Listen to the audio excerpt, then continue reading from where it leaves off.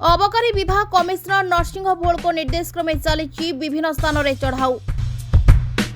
बांकी सहर दे आठगड़र भिरुड़ा अंचल एक मद बोझे पिकअप भ्यान नयागढ़ अंचल को चालाण होता बेले कचेरी छक निकट टीवीएस शोरूम निकटरू माड़ी बसीथिला अबकारी विभाग। Deputy superintendent Nimaicharan Singh OIC Soumyaranjan Majhi और तांको टीम गाड़ी को पीछा करी जबत करथिले। एक्साइज कमिशनर सर मोर नरसिंह भोल सर एवं कलेक्टर कटक अरविंद डाकुआ सर तथा superintendent excise Cuttack Patel sir को निर्देश क्रमे अबकारी टीम बांकी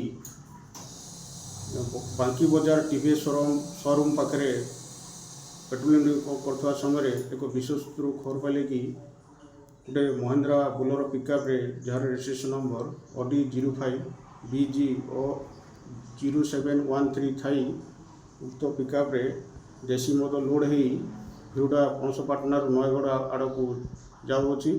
उक्त खबर मुताबक बाकी टीम से शोरूम पाखे जगी रही उक्त खबर मुताबक से भाई गाड़ी आसुवर देखी बाकी टीम शोरूम पाखे डिटेन कले और डिटेन कर गाड़ी चालक को पचार नाम धर्मानंद जेना कहले घर वासुदेवपुर थाना आठगढ़ एवं गाड़ी रे लोड होता समुद्र कौन जिन पचार से देशी चोरा मद बोली स्वीकार कले। यापर बांकी अबकारी टीम आईसी माझी बाबू विधिवत भाव में तलाश कर 1050 लिटर आइडियल मद जबत होती आसामी धर्मानंद जेना को गिरफ्त कराई आज कोर्ट फराड हम। ये आग को अबकारी चढ़ऊ जारी रहा को चूरा मद अबकारी चढ़ऊ जारी रहा। 1050 लिटर देशी रंधा मद जबत सह जड़े मद व्यवसायी गिरफ। आठगड़ वासुदेवपुर गांव धर्मानंद जेना गिरफ होइतिबा सूचना। आगामी दिन में चढ़ाऊ को जोरदार कराजियो बोली अबकारी अधिकारी सौम्यरंजन माझी सूचना दैछंती।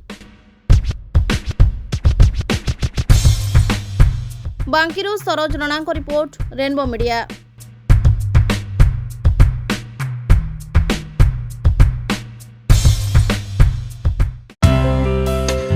Please watch current updates in Rainbow Digital. Stay logged in www.rainbowodisha.com. Subscribe our channel in YouTube and press the bell icon.